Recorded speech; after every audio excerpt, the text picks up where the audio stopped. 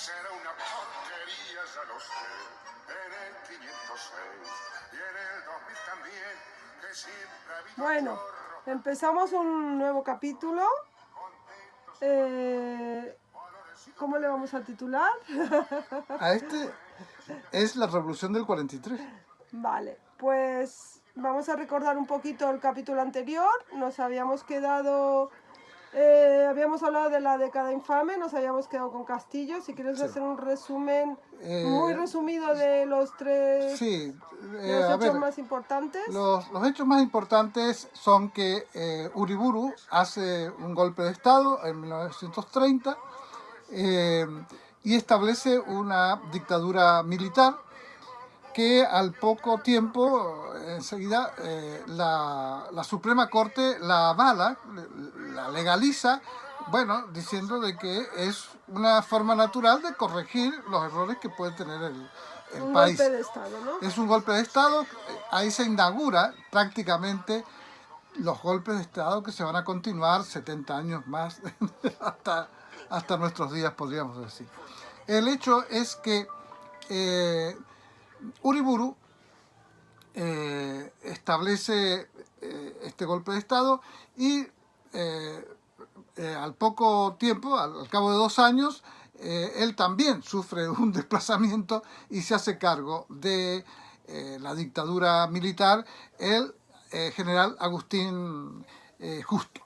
Agustín P. Justo es un hombre que de mucho prestigio dentro de las Fuerzas Armadas y que mantiene con mano férrea una situación, digamos, de prácticamente la mayor parte de la década que se haya dado en llamar década infame. Bueno, sencillamente gobierna, ha hecho desaparecer el Congreso, lucha contra los sindicatos, pero lo cierto es que también él va estableciendo como una especie de inicio de industrialización en Argentina. Y así es como convoca unas elecciones, la gana Roberto Ortiz. Roberto Ortiz está tutelado por las Fuerzas Armadas y él va haciendo lo que los conservadores, que era el partido de la Alianza Nacional, diríamos, y los militares. Y Agustín P. Justo es el que lleva las riendas, digamos. Ortiz muere mientras era presidente y le sucede su vicepresidente, que es Castillo. Vale. Y hasta ahí empezamos la década. Solo para una aclaración que lo has comentado antes, la industrialización es porque quiere autoabastecerse Argentina y eso conlleva, y como hay una crisis en el campo de los pequeños los agricultores, agricultores, entonces vienen a las ciudades en masa para ocupar esos puestos de trabajo que la industrialización requiere. Y eso hace pues que venga gran cantidad de gente y que vivan unas condiciones también, ¿no? Lo de las villas miserias, los cabecitas negras. Bueno, y ahí nos quedamos, que Castillo está ahora como presidente. Sí. Y estamos en el año 43. Año 43. Hay que tener en cuenta que la Segunda Guerra Mundial empezó en el 39. Por lo tanto, todo esto está sucediendo en medio de la Segunda Guerra Mundial. Aunque Argentina era neutral, pero bueno, efectos sí, colaterales. Porque sí. Argentina se mantiene neutral, sobre todo Gran Bretaña, que era el gran, digamos, comprador de materias primas de Argentina, le pide que no se meta en la guerra, porque si se alía con el eje o con los aliados, entonces ya no va a poder abastecer de carnes y de granos a la Gran Bretaña que necesita para sus soldados y para su población. Vale, ahí estamos entonces en Castillo. Ahí estamos. Lógicamente que esto influye en la política argentina. En Argentina entonces hay algunos militares que no son mayoría, pero hay militares que son afines a Hitler y Mussolini. Y hay otros militares que dicen, no, la neutralidad a toda costa porque nuestros negocios tenemos que seguir vendiendo carne y grano. Y esta disputa digamos, van empujando a Argentina para que se decida, o por, digamos, los aliados, o por el eje de Alemania e Italia. Castillo simpatiza, en cierto modo, con Estados Unidos, incluso inicia algunas maniobras para hacer algún tipo de... Pero claro, Gran Bretaña se enfada un poco porque está simpatizando con el competidor de Gran Bretaña, que era Estados Unidos. Total, que hay una serie de conatos de golpe de Estado, porque prácticamente la oficialidad del ejército y la marina, porque todavía no tenían entidad en la aeronáutica, pero el ejército y la marina son los que cortan el bacalao. Y por lo tanto ellos están un poco confusos, no saben para dónde agarrar, porque y van discutiendo. Y los generales están ahí, y los coroneles, y bueno, y prácticamente entran en estado de asamblea todos. Y de estas asambleas y de estas idas y venidas, a Castillo se le ocurre destituir a su ministro de guerra, que era el general Ramírez, y bueno, y ahí ese fue el detonante, porque destituye de ministro de guerra a este general, y los generales se reúnen en Campo de Mayo y deciden hacer un golpe de Estado, y hacen el golpe de Estado del 43, de junio del 43. O sea, los mismos militares le hacen un golpe de Estado a otros militares, porque al final todos eran militares. Bueno, siempre son todos militares, pero, ¿no? Castillo era no civil. era militar. No, vale. no era militar. Vale. No, Ortiz y Castillo eran políticos, pero no militares. Vale. Eran conservadores digamos, pero eran civiles, pero civiles muy tutelados, es decir, controlados estrictamente. Bueno, pero ¿qué pasa? Es cierto que Argentina en este periodo tan corto, del 43 al 46, que es lo que vamos a tratar de resumir nosotros en este vídeo, suceden muchas cosas. Por una parte, digamos, Japón digamos, hace un atentado contra una base naval norteamericana en Pearl Harbor, y entonces Estados Unidos entra en la guerra, se pone del lado de los aliados, y lógicamente que esto es determinante para que Hitler pierda la guerra. En Argentina hacen el golpe de Estado, que lo capitanea, digamos, el general Rawson. ¿Esto tiene algo que ver con la formación esta, los GOUS? Sí, bueno, el general Rawson prácticamente no tuvo mucho. Los que tenía que ver con el GO era sobre todo Ramírez y ¿cómo se llama? Y Farrell. Farrell y Perón, ¿no? Eran los que estaban vinculados al GO. Del GO se ha hablado mucho, que es el Grupo de Oficiales Unidos, que es una especie de gremio de la oficialidad, cosa que no está permitido. Pero bueno, dura casi un año el GO. Pero el GO fue importante porque ellos ahí elaboraron planes y cosas, y bueno, se movieron muchísimo. Y él sí que ha tenido que ver, pero no es que el GO, algunos dicen, el GO ha sido el que dio el golpe de Estado. Los que hicieron el golpe de Estado, algunos de ellos formaban parte del GO, ¿no? Del GO, sí. Pero lo cierto es que Rawson duró poco, una semana más o menos, o 4 o 5 días nada más, y enseguida los retiraron y pusieron... Sustituyó Rawson, ¿no? Rawson... Farrell. Y Ramírez. Ramírez, o sea, el ministro de Guerra, que había, ¿cómo se llama?, cesado, el presidente Castillo, se pone al frente de la dictadura, digamos, y es el que continúa gobernando hasta que en un momento determinado a algunos miembros del GO, como era el general Perón, que estaba en una Secretaría de Estado, lo ponen preso porque ha habido como una especie de presión por parte de Campo de Mayo, y a Perón lo llevan a la isla Martínez García, pero claro, Perón a todo esto había estado haciendo su trabajo, su Pero esto es proselitismo. después, ¿no? Es ya un año después que cuando No, lo están ponen ahí. preso. No, todo esto va sucediendo en aquel entonces. Hay que tener en cuenta que el golpe de Estado se da en el 43, en junio. Digamos, Rawson está muy poquito tiempo. Asume Farrell. Ramírez, Ramírez. y Ramírez es el que continúa, digamos, Vale, y y Perón está en la Secretaría de Trabajo en y ese Perón momento. incluso Perón tiene un rango de vicepresidente, porque había varios generales que eran vicepresidentes, entre ellos, bueno, Ramírez, como ministro de Guerra, también era vicepresidente. El hecho es que, claro, se producen hechos un poco simultáneos en aquel tiempo, en aquel periodo.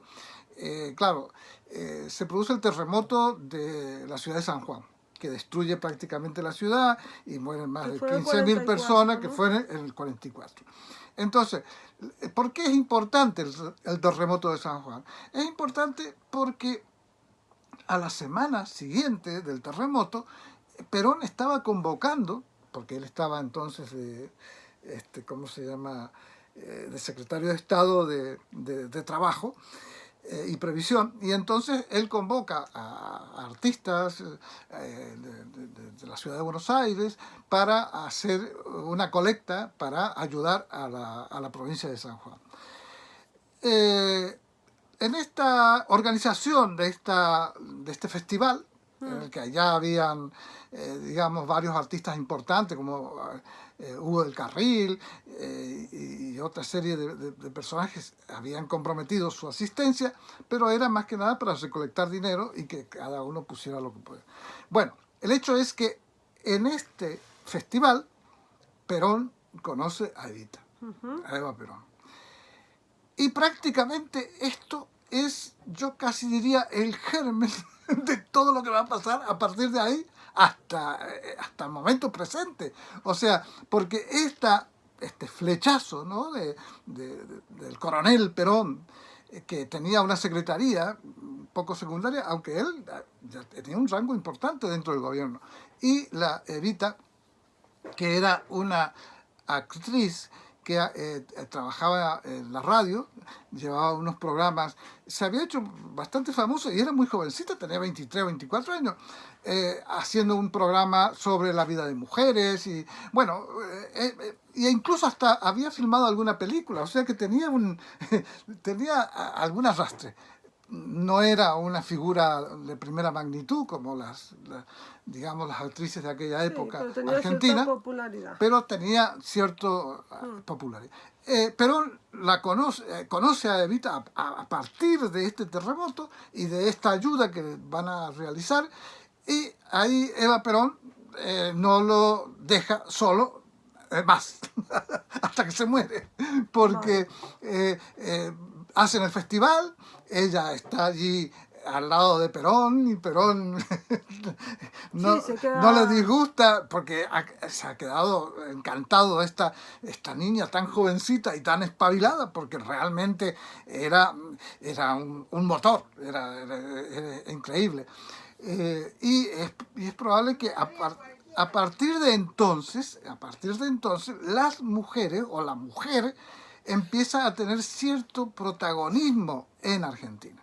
Es a partir de esta mujer humilde que venía del campo. Bueno, todo esto, Perón ya era popular por su tarea en el Departamento de Trabajo, sí, porque yo creo que es importante destacar que lo que él hizo fue intentar negociar con los sindicatos, ¿verdad?, sí. para que las condiciones de trabajo mejoraran considerablemente.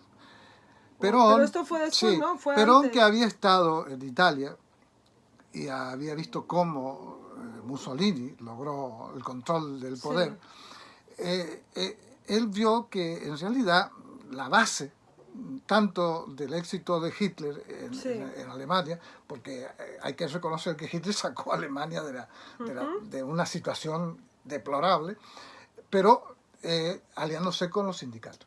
Y Mussolini había hecho lo mismo. Entonces Perón tenía esa idea, él sabía Vale, pero- que los sindicatos eran importantes. Sí. Entonces él inicia, estando de secretario de Estado de Trabajo, contactos con los sindicatos y Y dice, llega a acuerdos bueno, importantes. a ver, ¿qué pedís? Bueno, queremos una ley de X cantidad de horas por semana de... Bueno, Vale, él la aprobaba. Yo lo que tengo entendido es que aprueba, bueno, da condiciones de trabajo, que aprueba una jornada laboral, un sueldo mínimo, un aguinaldo, vacaciones pagadas, Sí. pero todo esto lo hace para no tener en contra a los trabajadores, porque su objetivo final es no llegar a una revolución por parte de los trabajadores y que se pongan en contra del gobierno. Claro. Es para tenerlos también Sí, contentos, controlado. pero a mí hay una cosa que me llamó la atención y es que también se preocupó no solo por las condiciones de trabajo, sino por la salud. Sí. Y su objetivo era decir, bueno, si tenemos a los trabajadores sanos, van a trabajar más, van a producir más. Si los tenemos contentos, pues van a tener mayor producción, no se nos van a poner en contra, porque él estaba muy en contra de los comunistas. Perón, ¿no? Bueno, porque los comunistas también estaban en contra de él. Los comunistas pensaban, este es un lobo con piel de cordero que apenas él se haga del poder nos va a El machacar. objetivo de este trato tan amigable con los trabajadores... No se lo terminaban de creer. No, pero porque también quizás no fuera solo para ayudarles, sino con un objetivo más allá, más a largo plazo, que era tener contento al pueblo para que no se le tirara encima. Puede Y ser. para que produjeran más y para que la economía resurgiera al final. Bueno, el hecho es que este noviazgo entre esta Secretaría de Estado, del gobierno que había en ese momento, y los sindicatos, hace que la burguesía o la oligarquía terrateniente, los conservadores, en una palabra, desconfíen de Perón. Y el general Ábalos, que era el que comandaba Campo de Mayo, fue el que lo hizo meter preso. Él presionó Sí, porque esto a de que Ramírez, negociara con los sindicatos claro, no les hacía ninguna pero gracia. resulta que tuvieron un efecto de rebote, porque sí que lo metieron preso, lo llevaron a la isla Martín García, pero lo que no se imaginaban es que la Eva Perón, que andaba por allí saltando de un sindicato a otro y haciendo, que no lo dice la historia ni lo cuentan casi, yo creo que es por aquello del machismo de que, a ver, ¿qué hace una el mujer? mérito fue todo de él, ¿no? Claro, no, allí se movió muchísimo Eva Perón antes del 17 de octubre. El Para que 17 los de octubre, sindicatos organizaran todo exacto. ese encuentro en la Plaza de Mayo, Claro. pidiendo la vuelta de Perón. Claro, hay que tener en cuenta que en el 45, cuando se produce el 17 de octubre, o sea, la lealtad, los sindicatos habían decidido hacer una huelga general. Una huelga general que se iba a hacer el día 18. Entonces, claro, en esta huelga general había sindicatos que decían, oye, tenemos que pedir por Perón. Que lo liberen a Perón. ¿La huelga era por Perón o No, era por otros la motivos? huelga era para que se convoque elecciones, nada vale, más. vale. Y entonces, una buena parte de los sindicalistas que ya habían tomado contacto con Perón y que habían visto que Perón parecía que era verdad lo que decía. En ese sentido, los argentinos se lo creen casi todo, ¿eh? O sea, y creían que realmente que Perón iba a estar de parte de ellos y que se iba a entregar, y bueno, etcétera. Y entonces se convoca la huelga para el día lunes. Bueno, sí, 18 de octubre para el y 18 de octubre. 17 de Pero el octubre 17 de octubre así como quien dice espontáneamente, empiezan a salir columnas de trabajadores Bueno, del pero sur. porque deciden liberar a Perón para evitar la huelga No. quizás, y se enteran y entonces van a recibirlo. No, ellos salen a la calle, pero no con las consignas que tenía la CGT. No, sino La la consigna era CGT liberar a Perón. ¿no? la CGT lo que quería, elecciones, que haya elecciones. Y la consigna espontánea de los trabajadores que habían ido conociendo a Perón y a la Eva Perón, porque habían conocido toda la movida que habían producido esto, y por eso lo habían metido preso a Perón, porque sabían que Perón estaba haciendo acercamientos al radicalismo y estaba haciendo acercamientos, o sea, a la progresista del radicalismo, y por lo tanto salen espontáneamente. El 17 de octubre empiezan a ir columnas y más columnas y más columnas, y se junta una cantidad impresionante. Si es cuestión de ver las fotografías, ¿no? Sí, los sí, documentos, yo he visto vídeos que y no hay son, no es. Y claro, millones, ¿no? de personas, se o asustan miles. y dicen, ¿qué hacemos? ¿Qué hacemos con es que está todo el mundo en la calle, están todos aquí en la Plaza de Mayo? ¿Qué va a pasar aquí? Y entonces dice, bueno, traigan a Perón, que Perón estaba en el hospital militar porque lo habían trasladado de Martín García al hospital militar. Traigan a Perón y a ver que les diga algo y que los aplaque y que les diga que se vayan a su casa. Y Perón improvisa allí un discurso. Yo no sabía, pero Alejandra me contaba que lo primero que dijo es, bueno, claro, compañeros, vamos a cantar el himno nacional. Sí, porque estaba tan desconcertado y como no tenía ningún discurso preparado, al ver toda esa multitud, dijo, ¿y ahora qué digo? Y mientras pensaba lo que iba a decir, que de hecho fue su primer discurso, ¿no? Sí. Y para hacer tiempo le dijo, vamos a cantar el himno nacional, y mientras cantaban iba pensando que lo que iba a decir. Improvisó lo que es el primer discurso, y se considera que aquí nace el peronismo, ¿no, papá? Este día, en este lugar. O sea, este 17 de acto octubre de 1945 tiene una gran significación, porque ha sido, digamos, una especie de levantamiento popular, digamos, sin muertes, sin guerras, sin nada, en el que, claro, entonces, ¿qué hacen? Bueno, mira, lo traen a Perón, lo reponen en su cargo y deciden llamar a elecciones. Entonces, digamos... Él se presenta como candidato, ¿no? Como presidente, sí. Perón. Y ya, bueno, pero en ese momento no dice yo voy a ser candidato. No, Cuando claro, dice el discurso, dice trabajadores, no, claro. tenemos que mantenernos unidos y dice... Sí, yo he oído parte del discurso y la verdad es que no es muy... O sea, dice poca cosa, dice algo así como, yo solo quiero que los trabajadores seáis felices, mantengámonos unidos por la patria, ya está. Ya está. Porque él tampoco claro, se espera. No llevaba un discurso preparado. Bueno, vale, total. En febrero, ¿no? Son las elecciones. Y se convoca elecciones. Se convoca elecciones y así termina la revolución de... Y gana con un 52% de los votos, ¿no? Yo creo que más. Creo que era un 52. 56. Lo he leído. Bueno. No, y aquí iniciaríamos otro capítulo, ¿no, papi? Claro. Porque mira, ya vamos 23 minutos. Bueno, entonces, a ver... lo dejamos para el presidente. De esta forma dejamos acabada este capítulo de la revolución del 43, que tiene todos estos ingredientes: terremoto de San Juan, conocimiento de Evita y de Perón, el Día de la Lealtad, y todo esto. O sea, tiene muchos ingredientes, pero con un gran desconcierto por parte de todo el mundo, porque nadie se explica qué está pasando en el país, y se convocan elecciones. Y ese será, el próximo capítulo será lo que suceda en esas elecciones en las que Perón gana, pero por muerte. O sea, nadie a ver, a pesar de todo el dinero que se puso, y Estados Unidos con su embajada, con Braden, hicieron todo lo que pudieron a ver en contra de Perón, pero mira, las cosas le salieron bien. Bueno, y esa es la historia que vamos a contar en el próximo capítulo. El periodo de la presidencia de Perón sería el periodo del gobierno de Perón. Muy bien. Hasta el próximo. Chao. Golpe a golpe, verso a verso. Chao.